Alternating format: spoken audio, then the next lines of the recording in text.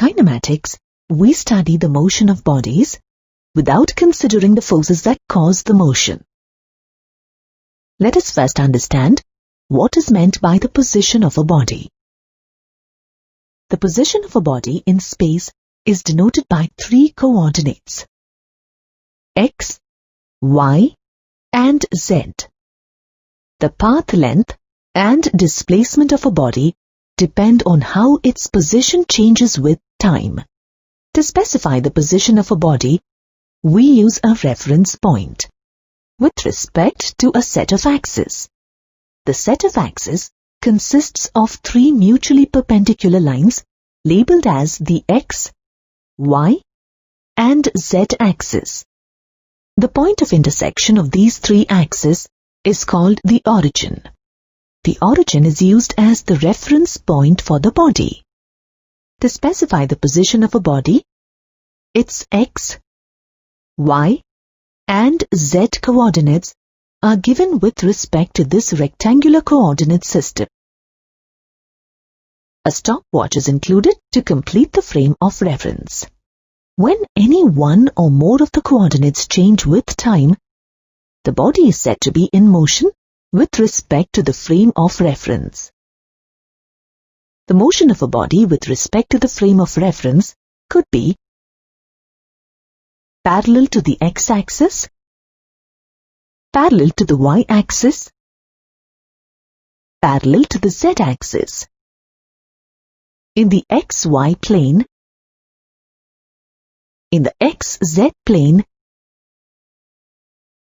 in the zy plane, or in space.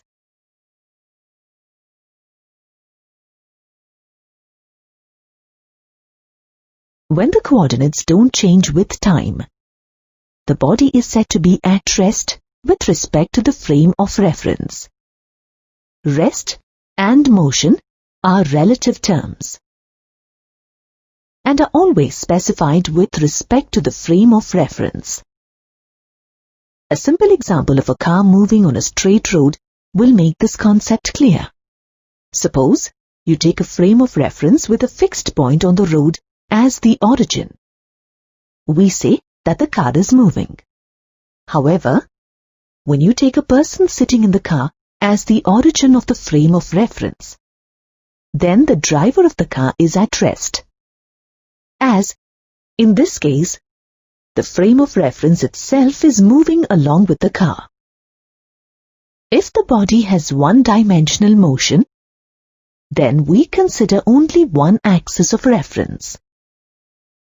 It is either the x-axis or the y-axis.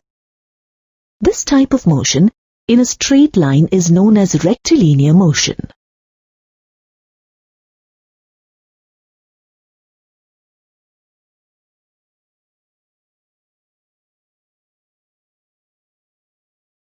If the body is moving in a plane, then we consider any 2 of the 3 reference axes. If the body is moving in space, which is 3-dimensional, then we have to consider all the 3 reference axes. Let us examine rectilinear motion more closely. To study the motion of a body along a straight line, we have to align the straight line along one of the axes, which is usually either the x-axis or the y-axis, and then choose a convenient origin, O. Positions to the right of O are taken as positive, and to the left of O as negative. Positions above O are taken as positive, and below O as negative. With time, the position of the body changes and describes a path. Let's consider the example of a man walking along a straight line. Take the x-axis to coincide with the straight line. Fix the origin of the axis at the point from where the man starts walking. This is represented by x is equal to 0 when time t is equal to 0. A and B represent the position of the man at different instances of time. In the first instance, the man moves from O to A. The distance moved by him is OA, which is 36 meters. This distance is the path length traversed by the man. In the second instance, the man moves from O to A and then moves back from A to B. The distance between points A and B is 12 meters. Now, the path length traversed by the man is OA plus AB equal to 36 meter plus 12 meter is equal to 48 meter. The path length is a scalar quantity as it has only magnitude and no direction. Path length is the distance traversed by a body, whereas displacement is the change in the position of the body. Let us consider an example to understand displacement better. Let an object be placed at point O, which is the origin.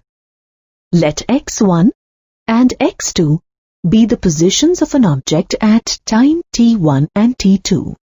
Its displacement delta x in time delta t is equal to t2 minus t1 is given by the difference between the final and initial positions.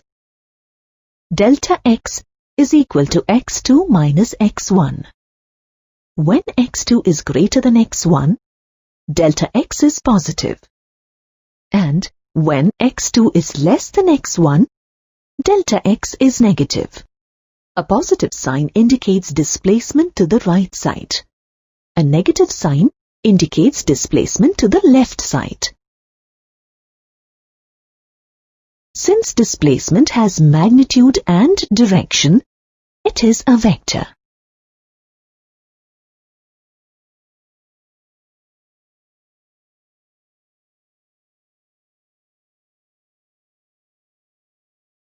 For example, let's consider the displacement of the man moving from O to A.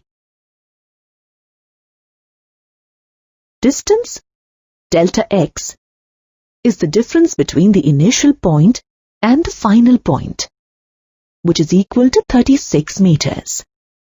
The displacement of the man in moving from A to B is delta x, where delta x is the difference between 24 meters and 36 meters, which is equal to minus 12 meters. The magnitude of displacement and the path length traversed by an object may or may not be the same. For the motion of the man from O to A, the path length is 36 meter, and the magnitude of the displacement is also 36 meter.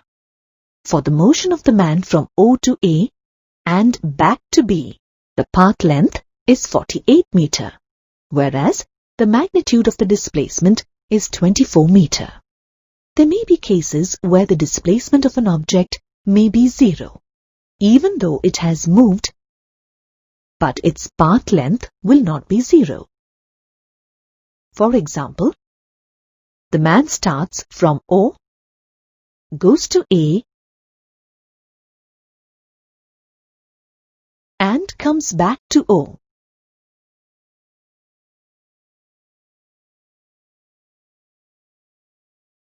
The final and initial position of the man being the same, his displacement is zero. However, the path length of his journey is 72 meters. Let us observe some types of motion and the corresponding graphical representation. Case 1. When an object is stationary, its position does not change with time. A car is stationary, say at a point 40 meters from the origin. The graph will be a horizontal line passing through the 40-meter mark on the y-axis. Case 2. If the car starts at point 0 and covers equal distances in equal intervals of time along a straight line, the graph will be an inclined line. when a body covers equal distances in equal intervals of time along a straight line, it is said to be in uniform motion.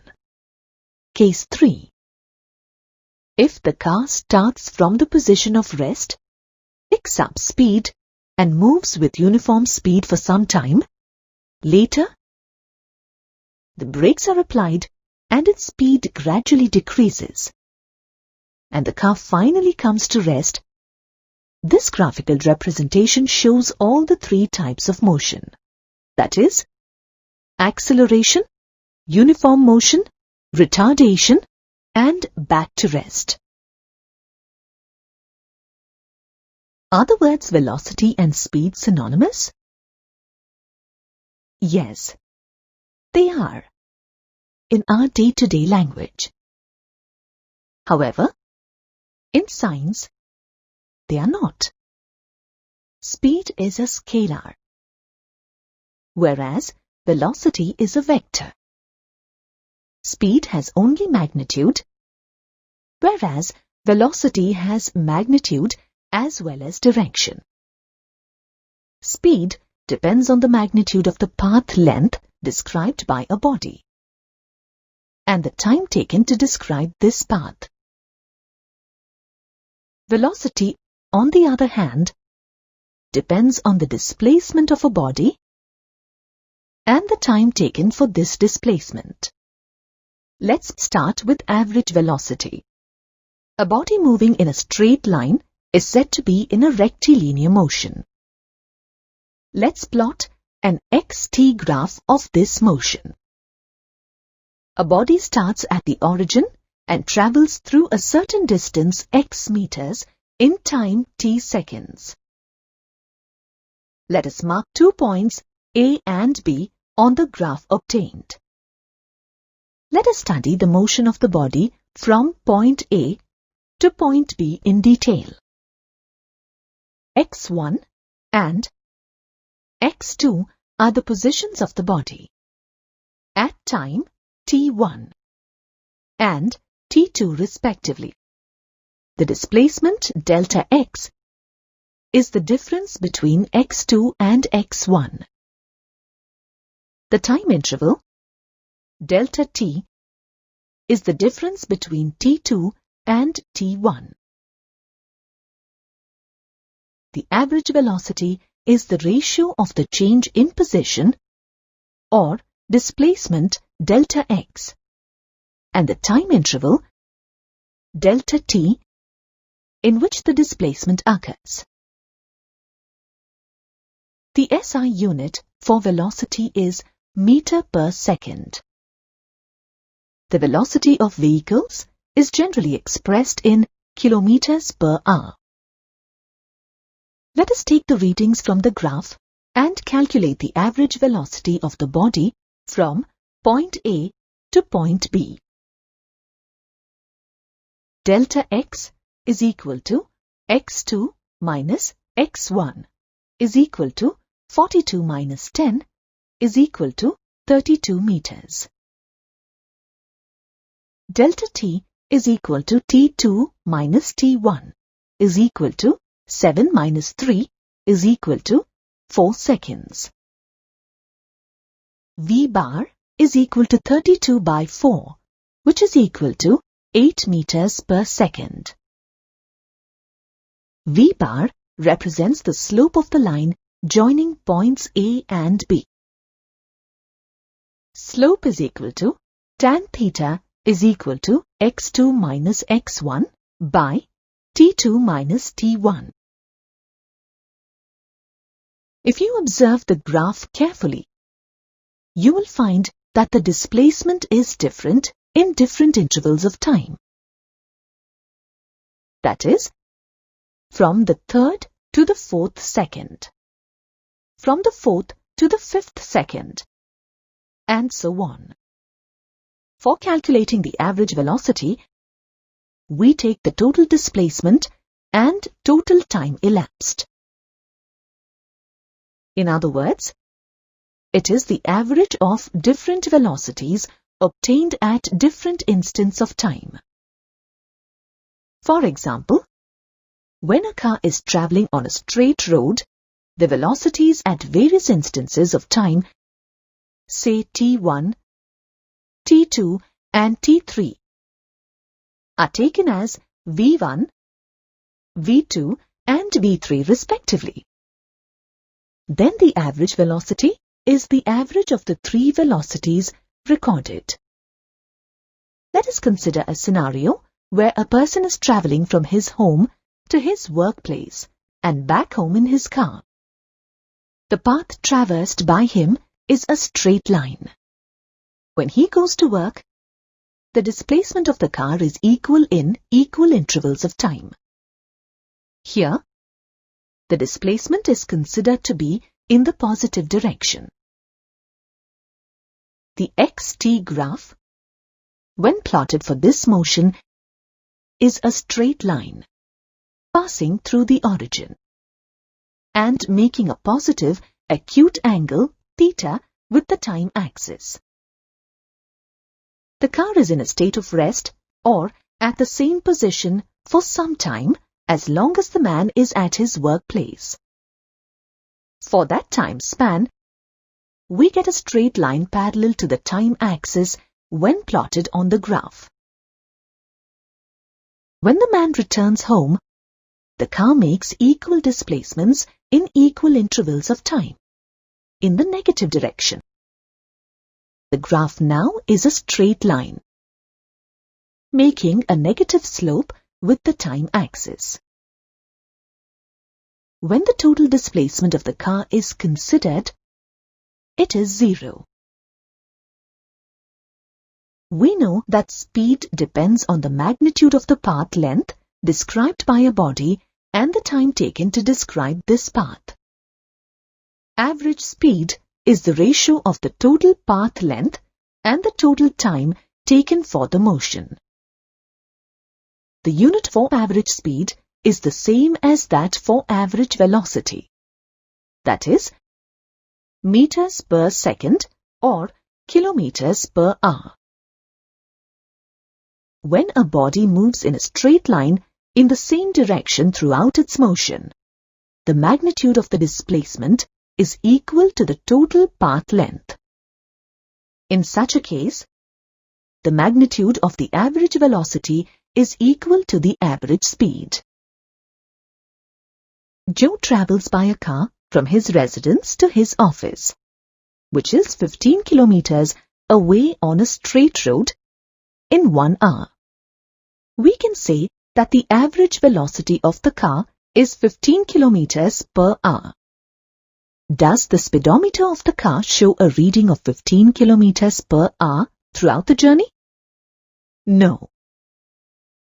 The speedometer reading was fluctuating continuously between 0 kilometers per hour at signals, 5 kilometers per hour at traffic jams, and 60 kilometers per hour on the freeway.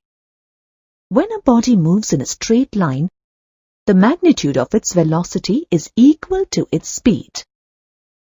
The speedometer reading gives the instantaneous velocity at that particular moment. What is instantaneous velocity? The velocity at an instant or instantaneous velocity is defined as the limit of the average velocity as the time interval, delta t, becomes infinitesimally small.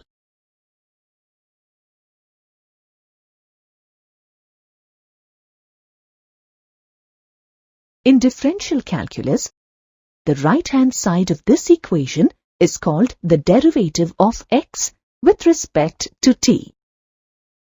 It represents the rate of change of position with respect to time at that instant of time.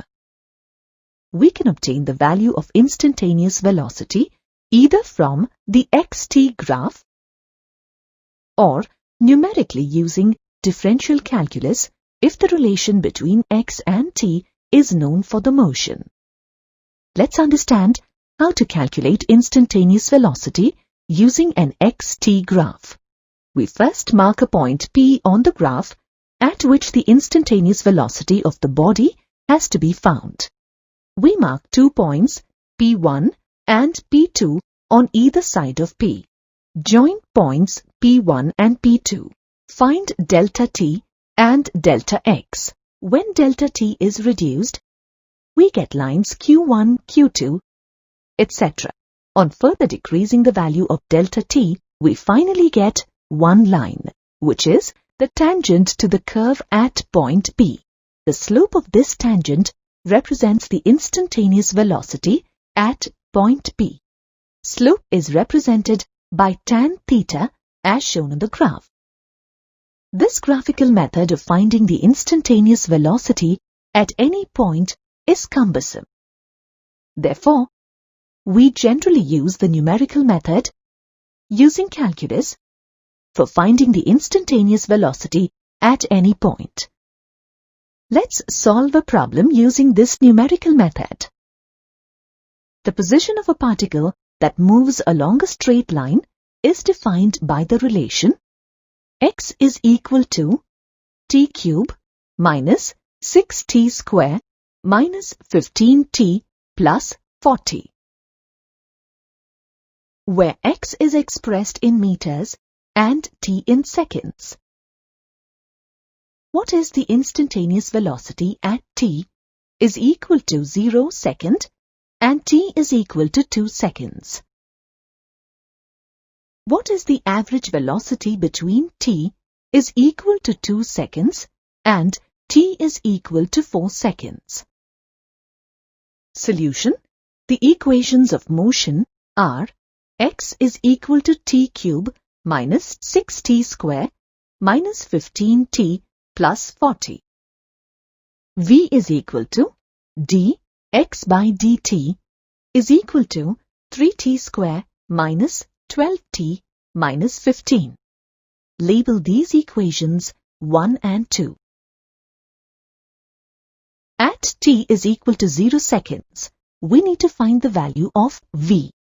Substituting t is equal to 0 in equation 2, v is equal to minus 15 meters per second. The particle here is moving towards the left. At t is equal to 2 seconds, we need to find the value of v.